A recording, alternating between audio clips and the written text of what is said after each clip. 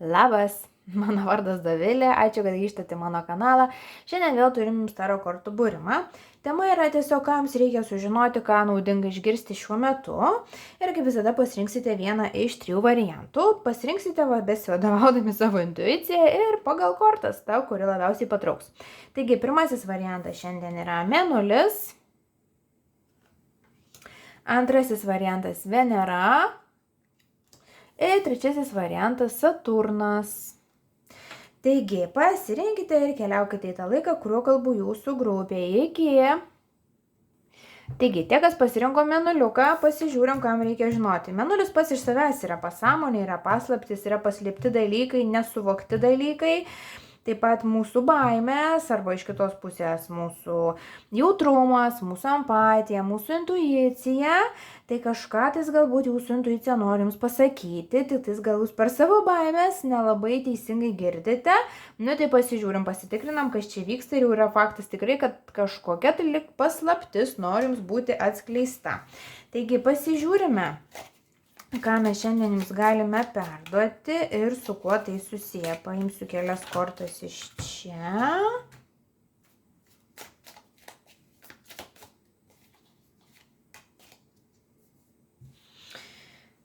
Taip, čia viską sutalpinti dabar. Bandysime. Na gerai. Tai ką turime? Turime kėdę, kurioje sėdi žmogus ir yra ženklas, kad galbūt jūsų gyvenimą ateina nauja pažintis. Pasižiūrėsime, su kuo ta pažintis gali būti susijusi. Turime Omarą, ar kaip jisai čia lietuviškai vadinasi, kuris kalba apie finansus, apie jūsų turbūt tai, kad finansai dabar gali būti jums prioritetas, arba kad jūs galite galvoti dėl finansų, arba tai, kad jūs galite šiuo metu išgyventi ne pačius geriausius laikotarpius finansinė prasme. Nu, pasižiūrėsime, apie ką čia daugiau. Taip pat turime jūros arkliuką su šeima ir šeimininiais reikalais ir taip pat turime katę su galimai kažkokiu dviveidžiu žmogumi jūsų gyvenime. Tai man atrodo, kad mes čia turim porą temų. Visų pirma, tai yra ta tema dėl draugų, dėl žmonių jūsų aplinkoje, kurie turbūt artimu metu prasisijos ir galbūt pastebėsite tam tikrus dalykus jūsų gyvenime vienam žmoguje, kur galbūt galvojate, kad ten su juo viskas kaip ir nuoširdu ir tikra ir tvarkinga. Pastebėsite, kad galbūt ne visai gali išryškėti tam tikri poelgiai, galite galbūt išgirsti tam tikrus pasisakymus per kažkelintų žmonės. Nu, man toks jausmas tarsi tokios apkalbos, lyg kažkas tokio. Tai nėra tai, kas jūs čia labai paveiktų neigiamai, bet tiesiog, matyt, reikia, kad ta realybė jinai jums pasimatytų. Ne veltui Mėnulis kalba apie užslėptus dalykus, apie baimės, ar ne? Tarsi kažkas užslėpto. Tai vad gali būti, kad vienas žmogus jūsų gyvenime, jis nėra visiškai nuoširdus su jumis. Ir gali būti, kad jūs nuspręsit vis tik tais, draugystės ar bendravimo su to žmogumi atsisakyti. Dėl to mes turime, kad potencialiai gyvenimą gali ateiti kitas žmogus, su kuriuo tas ryšys gali būti, tikresnis. Kalbam apie šeimą, tai gali būti bendravimas tarp giminių, tarp šeimos narių arba tarp tų draugų, kuriuos lygiai laikėte šeimą, kažkas tais tokio. Visgi, man atrodo, kad jeigu ir atsitiktų ta žinia, nors iš pradžių ir nebūtų visai maloni, bet tai yra jums į naudą, nes tikriausiai per daug užsibuvo tam tikroje migloje, tam tikram neigime dalykų ir galų gale pamatysite realybę tokią, kokia jinai iš tikrųjų yra. Ir turime tą Omarą su poreikiu prižiūrėti finansus arba iš kitos pusės galbūt net su didelė baime, kurią atsinešat į finansinius reikalus. Mes po to pasitikslinsim su taro kortom, bet irgi toks jausmas, kad finansai jums šiuo metu yra toks aštrus klausimas. Galbūt galvojat, kad jų turit mažiau negu reikia turėti, ar negu galite turėti, ar ne. Bet irgi pasižiūrėsime, kaip tuos reikalus išspręsti. Tai ką, tai pradžiai tiek, o dabar pasižiūrime, ką mums konkrečiau pasakys. Dar paimkime kur tos mano kortų kaladės, dar paimkime porą kortų iš čia, ką mes galim dar labiau pasakyti. Taip, šeima ir bendravimas. Taip, kažkas su šeima, ar ne? Antra korta, kuri kalba apie šeimininius reikalus.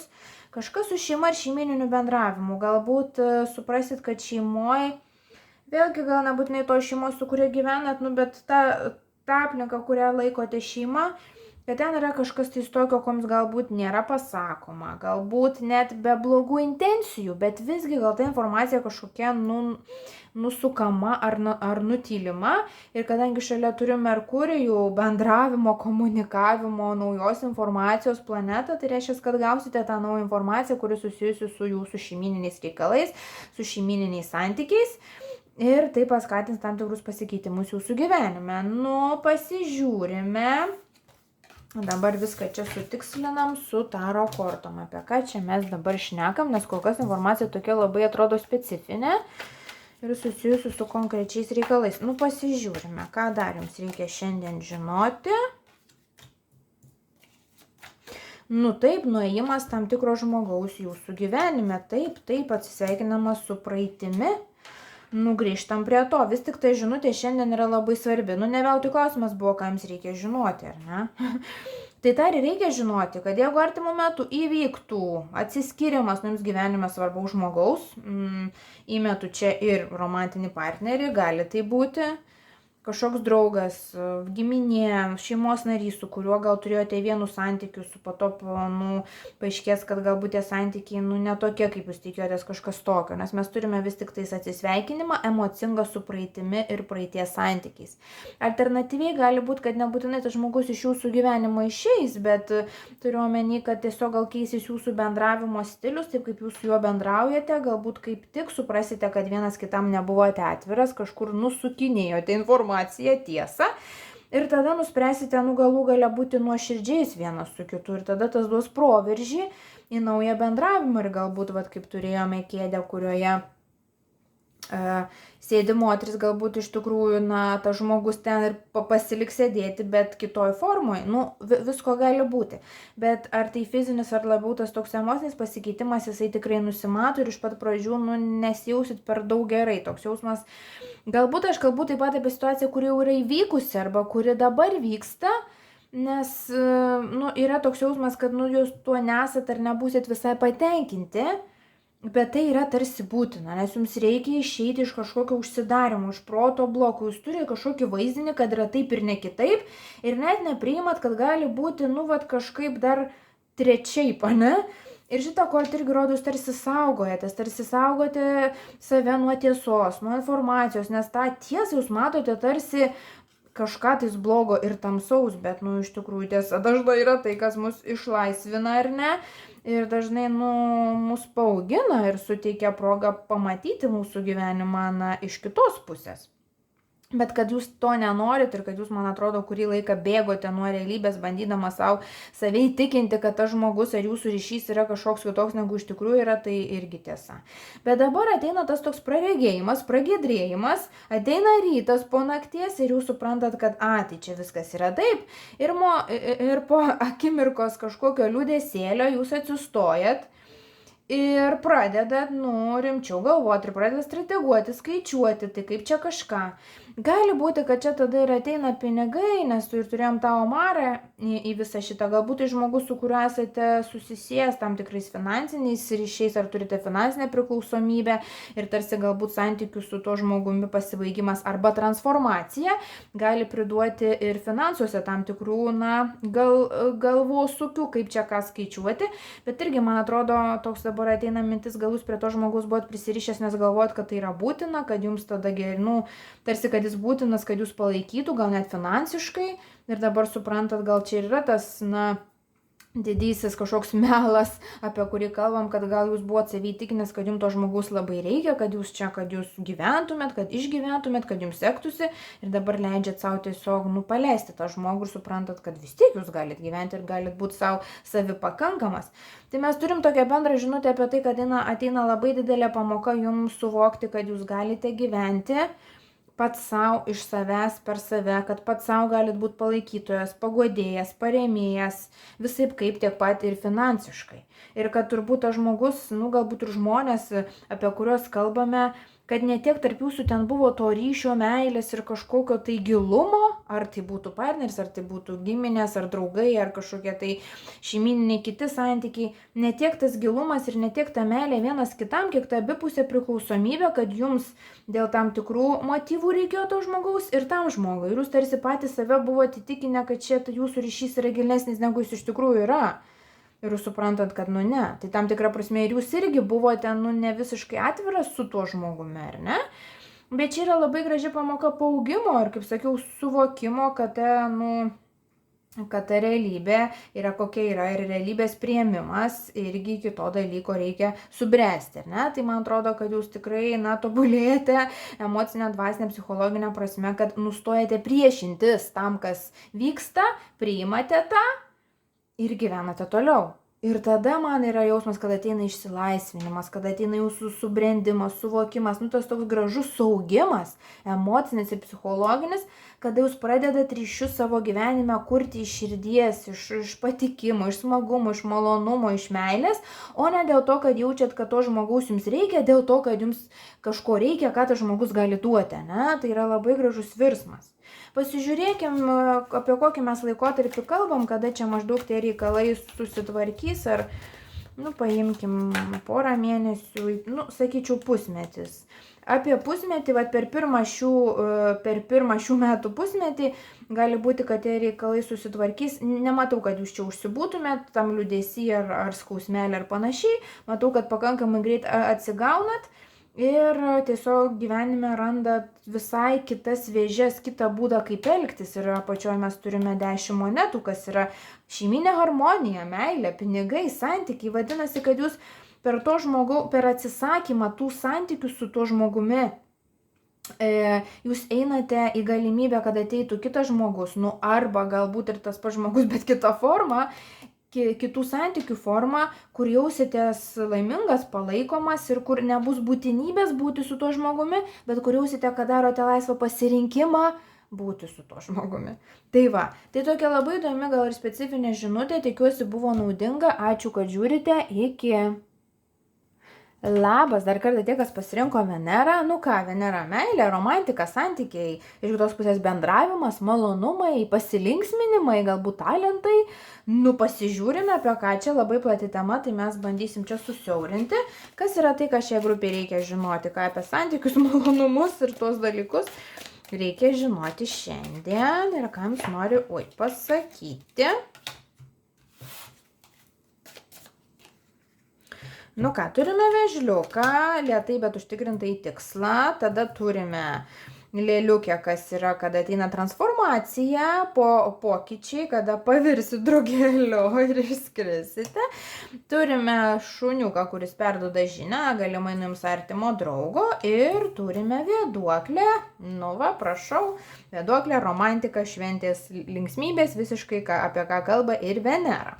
Taigi tikrai jūsų gyvenimą, toks jausmas ateina tas toksai, pasikeitimo laikotarpis, kada galbūt dabar viskas buvo lėčiau, ramiau, toksai kažkaip atrodė, tiesiog turėjo tą savo rutiną, ir joje buvot, manau, kad esate visai ją patenkintas, bet tačiau norisi gal dar kažko. Ir tada ateina žinia, pakvietimas, pasiūlymas, arba tiesiog kažkoks paraginimas ar motyvacija,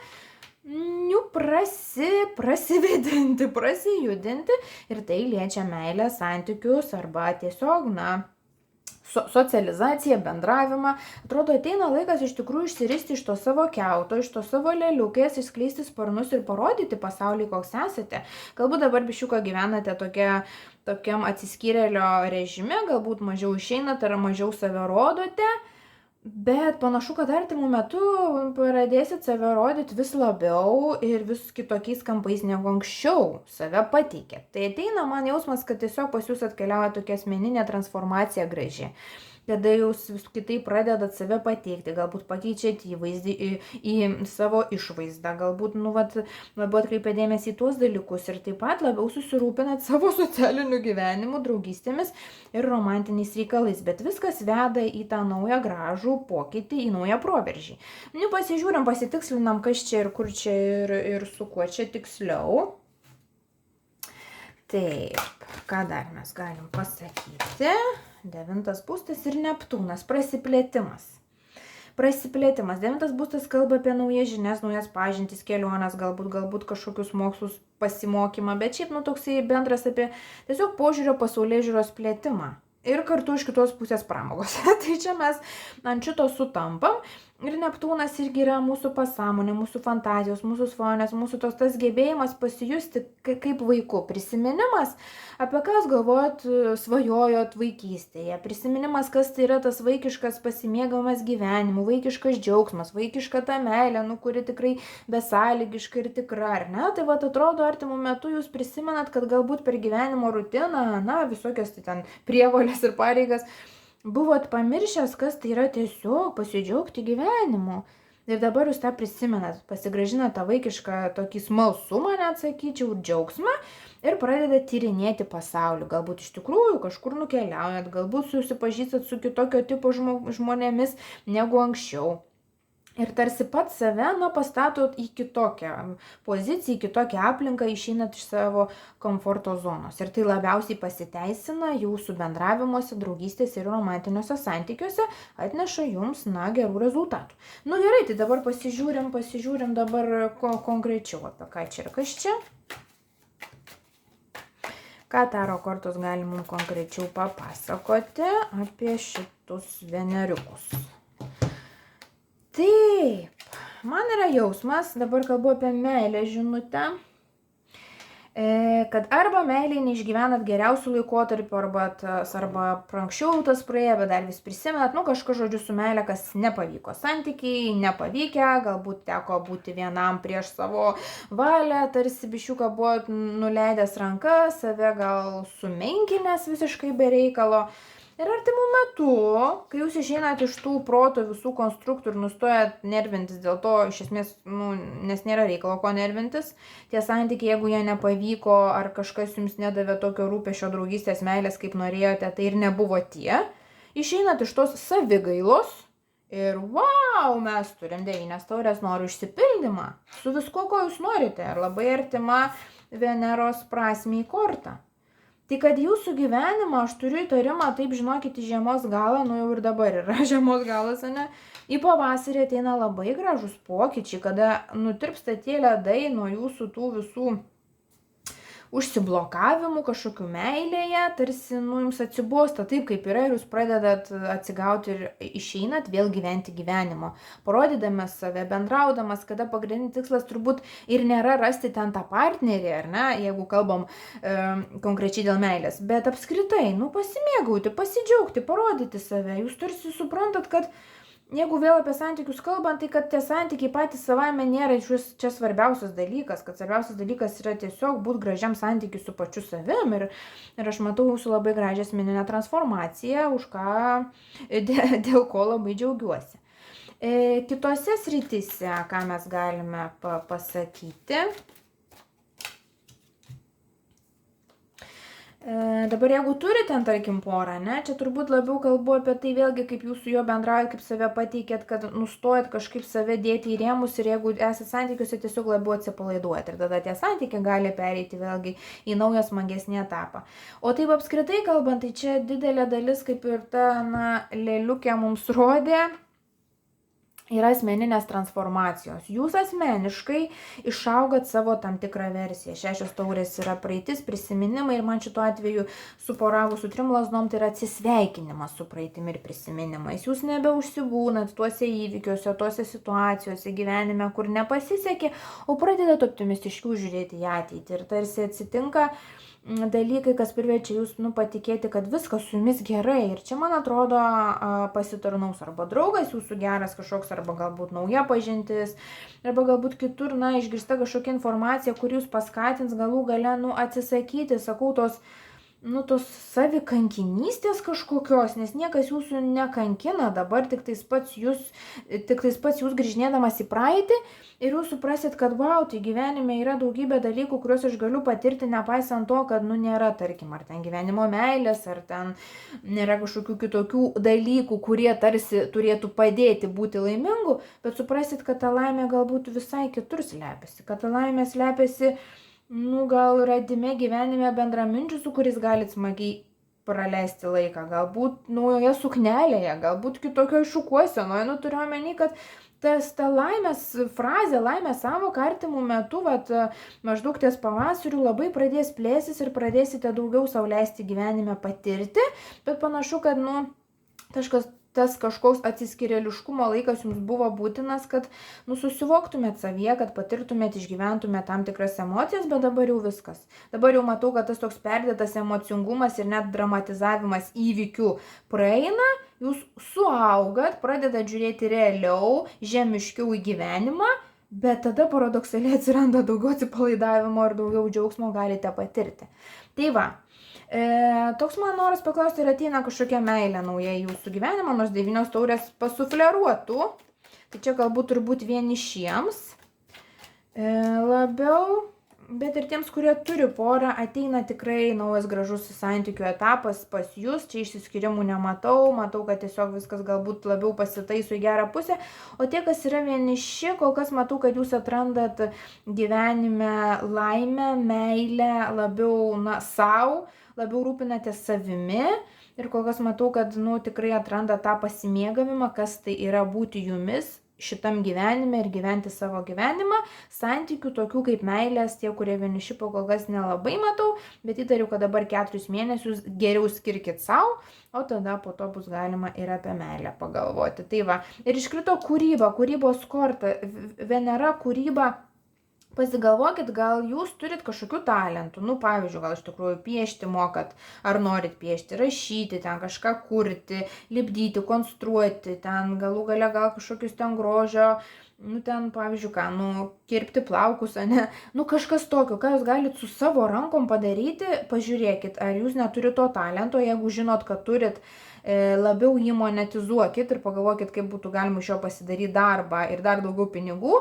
Jeigu taip, dar galvojat, ar čia verta, tai tikrai verta. Tai paskirkit dėmesį savo talentui, tai kūrybai ir kai išreikšit save kūryboje, tada gyvenime gal ir kitos rytis irgi pradės pildytis. Tai va, jums žinutė tokia, ačiū, kad žiūrėjote ir kol kas iki. Labukas, tie, kas pasirinko Saturną. Saturnas yra darbas, yra pasišventimas, yra kantrybė, yra gebėjimas įsipareigoti tikslui. Dažniausiai Saturnas kalba apie darbą, karjerą, pašaukimą, tą tokią žemišką pusę gyvenimo. Tai pasižiūrėkim, kokiagi žinia, kam Saturno tema reikia žinoti, kas čia su tuo darbu, su tais pinigais irgi ir su jūsų gyvenimo tikslais apskritai, Pasižiūrim, kokiagi žinutę mes jums turime. 3 kortos, gerai, paimkim visas 3. Papūga, kažkokios paslaptys, kažkokia informacija apie jūs, kuri rūpi kitiems žmonėms. Man yra toks jausmas, kad jūs darotės įdomus kitiems per tai, ką jūs darot. Tarsi jūs pradedat pasiekti pasisekimą ant tokio lygio savo srity, kur jūs jau dabar esat pasišventęs, arba artimų metų pradėsit pasiekti, kad kitiem bus ten tiek įdomus, kad jau pradės biščiuką ten apie jūs gal net kurti istorijas ar teorijas, arba jau ten perduoti informaciją iš lūpų į lūpas, toks atrodo plečiasi tinklas ir apie jūs šneka. Ir čia aš nejaučiu, kad čia kažkas neigiamo, tiesiog tas, kad, tapsite labiau žinomas, o tas žinomumas kartais, kaip sako, ar turi tam tikrą kainą, bet aš manau, kad vis tiek žinomumas, kad ir koks jisai yra reklama ir viskas su juo gerai. Toliau pasižiūrime. Šuniukas, kad artimų metų draugystė, ypatingai su tai žmonėmis ar su tuo žmogum, ką laikote tikrų savo draugų, gali būti svarbu. Tai tiesiog arba susitiksite, pasišnekėsite, toks jausmas, kartu praleistas laikas gali padėti ir jam, ir jums atsakyti tam tikrus dalykus, galbūt kurie, neramina dabar, bet kokiu atveju rodo, kad gyvenime turite bent tą vieną žmogų, su kuriuo tikrai jaučiatės kaip namie, kad jisai jūsų ne tik draugas, bet ir sielos draugas ir bendramintis, ir kuriuo galite pasitikėti. Ir gal tai ir paskatina nebijoti, jeigu tų kažkokių apkalbų ar pakalbėjimų apie jūs bus ir daugiau. Žinokit, kad tie žmonės, jie kalba iš nežinojimo, ar ne, ir galbūt kartais kuria teorijas, bet kartu yra žmonių gyvenime, kurie jūs puikiai pažįsta ir tas ryšys daug svarbesnis, negu ten, ką kalba kažkokie kiti žmonės, Tai va, tiesiog toksai. Ir ausis kalba apie geras žinias. Dėl to ir sakiau, kad tos net jeigu ir bus apie jūs kažkas daugiau kalbama, vis tiek bus jums į gerą. Kad tos žinios galbūt yra iš tos prasmės, nes jaučiu tokį biškiuką nemalonumą, nesusierzinimą, kad jūs tiesiog nesat pratęs, kad jūs žino ir kad kalba dėl jūsų ar ne. Bet toks jausmas, kad vis tiek tai yra gerai ir kad nebijotumėt ir kad turbūt jeigu ir kažkas kažką pasakys, kas visiškai netitinka realybės, tai tiesiog pasijuoktumėt, priimtumėt kaip komplimentą, kad jumis domisi. Nu gerai, ką dar turim? Dar vieną kortą ištraukim, šitą žaliai mane labai žiūri, pasižiūrėkim, kas čia. Sėkmė. Sėkmė. Tai vadinasi, tai reiškia, kad jūsų populiarumas didėja, jūs žino daugiau ir plačiau dėl to, ką jūs darote. Ir tai atneša sėkmę. Nuvalio, sveikinu, tai yra labai geras dalykas ir gera žinia. Nu, pasižiūrime dabar, ką dar jums kortos sako. Su kuo dar čia susiję viskas yra. Taip, Vesta ir Uranas. Uranas yra transformacija, pasikeitimas, vat kaip žaibas, ane, kerta netikėtai greitai ir iš taško, taip kaip yra. Ir toks jausmas, kad jūs nekeičia to, ką jūs galbūt darot. Jūs dabar esat karjeroje ar darbe ar pašaukime arba apskritai savo gyvenimo vėžiuose, jeigu kalbant tokia plačia prasme, ten, kur turit būti. Bet visgi toj srity jūs išeisit iš komforto zonos. Reiškia, toj srity, kur esat, jūs patobulėsit, paauksit, gal netikėtai, jums tas gal nėra tikėta, bet kažkas jūs pramuš į kitą lygį. Vesta rodo namus, namų židinį, tą ramų, gražų tokį bendravimą ir tą jausmą, kad esi ten, kur turi būti. Tai dėl to ir sakau, kad atrodo, kad jūs dabar, jeigu dar nesėdit visiškai savo vėžios, artimų metu rasit, ką jūs norit veikti gyvenime, tą plačiąją, o gal ir darbo prasme, tai kaip ir, tas jūsų nenustebins, bet nustebins trajektoriją, kuria jūs, gyvenimas pasuks. Jūs nelabai gal to planavot ar nelabai to tikėjotės, bet tai reiškia, kad jums sekasi. Tai yra sėkmė. Taip įdomiai, labai įdomus jūsų skaitimas, pasižiūrim dabar konkrečiau, gerai, ką čia tos taro kortos kalba. Vis tiek darbas, pasisekimas darbe, karjeroje, vis tiek, man atrodo, jūsų grupiai tai svarbiausia yra, bet pasižiūrim dar kas. Toks atrodo net, sako, pasakyk jiem, kad nusiramintų, kad viskas yra gerai. Nusiraminkit, viskas yra gerai. Jūs esate ten, kur turit būti, arba bent jau, jeigu svajojat, galvojate apie kažkokią kryptį, tai kur jaučiat, kad tai jūsų, tai gerai jaučiat, ne? Ir tiesiog su daugiau pasitikėjimo darykite tai, ką darote. Pasižiūrime, ką dar mums sako kortos. Prasivalo baimės. Toks jausmas, kad jūs biški bijote savo pačios sėkmės. Kad nežinote, kaip susitvarkytumėte su sėkme. Dėl to mes ir turim čia šitą papūgėlę. Tuoj susidėlioju aš čia.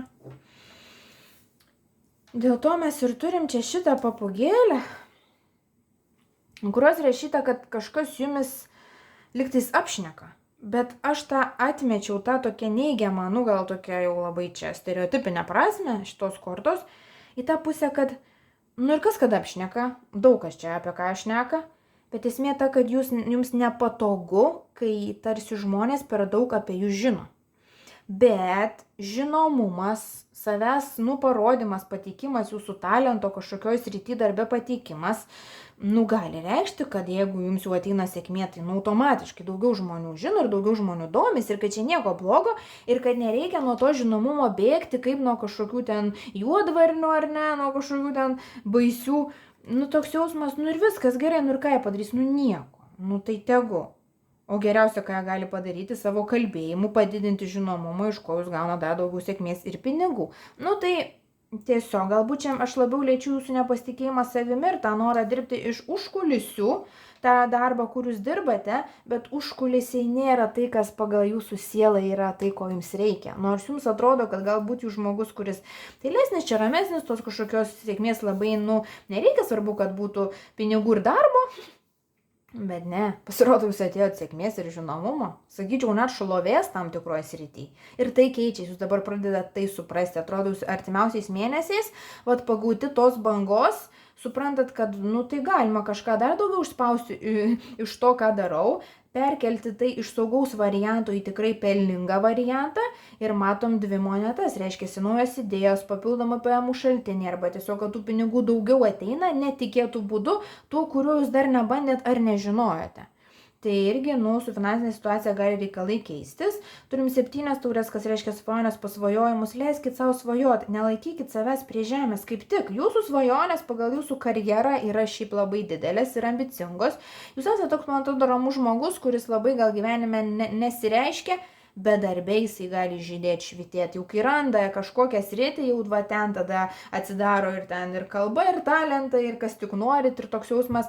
Nu ir varykit ant to, tai yra jūsų arkliukas. Jūs gyvenime gyvenat, kad atsiskleistumėt save, užsidirbtumėt iš to pinigų ir gautumėt žinomumą kažkokioj srity kvalifikacijoje ir patartina, nu, tų svajonių nesusimažinti. Ir šitos 2 kortos, tas vyras toks sėdi rimtas, teisingas, toks, žinau, užtikrintas. Ir man yra tas užtikrintumas. Viskas yra gerai, jūs eina tuo keliu. Jums sėkmė praktiškai garantuota, svarbu nesimėtyti. Ir taip pat yra teisingumo korta, kas rodo, kad tam tikra karma jūsų atžvilgiu, nu, turiu omeny, kad, nu, kur jūs galvojat, kad kažkur gal nepasisekė, gal kažkas nuskriaudė, gal kažkur nepadarėt visko, ko galėjot, išsilygina ir suprantat, kad, nu, tai viskas turi prasmę. Viskas atrodo sueina į tą tašką, kur jūs suprantat, tai va čia dėl to taip viskas vyksta. Ir jūs jaučiatės taip ramiai. Vėl, nu, toks jausmas, jaučiatės tarsi namie iš tos pusės, kad, nu, širdis rami, nes patvirtina, kad viskas vyksta taip, kaip vyksta. Ar dar ką nors jums galiu šiandien papasakoti? Dar vienas toks patarimas, daugiau iniciatyvos iš jūsų. Užteks galbūt žiūrėti, planuoti, o imti realiai ir daryti. Ir tai nėra kažkoks darbas, ten, žinot, kaip sakau, per kraują prakaitą ir ten nemiga. Ne, tai yra žaidimas. Va, pagalvokit, kaip su savo darbu galit pažaisdami, ieškodami savo įdomumo, nu, praplėsti tai, ką darote. Bet aš manau, kad čia ne tai, kad labai reiks ieškoti, tiesiog ateina, vat, gera žinia kažkokia, kuri duos tokią, nu, kuri duos motivaciją ir tarsi įkvėps pasukti savo darbinį kelią kitą linkme. Ir ta sėkmė, kurios laukėt ir tikėjotės ir vis galvojate, ar aš čia vertas, tai tikrai 100% vertas ir jinai pas jūs ateina.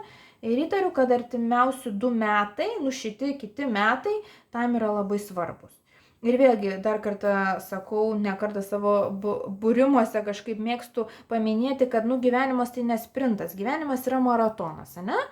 Ir šituo atveju jums labiau pasitvirtina ne kažkokia vienadienė sėkmė ar vienadienis kažkoks žinomumas, bet tas, kad jūs po trupučiuką vis plėsdami, nu, savo sritį, vis patobulėdami patys, kuriat ir savo sėkmę. Tai sakau, 2 metai, kada jūs pasiekėt visai kitą lygį, bet tas lygis jau yra stabilus, ar ne? Ir jūs jo jau nebepamesite. Ir tada galėsite dar turbūt kilti, ar ne? Tai va, tai ateinantis 2 metai jums labai gražūs ir sėkmingi karjeros prasme. Nu, ačiū, kad žiūrite, linkiu, kad viskas pasisektų. Iki.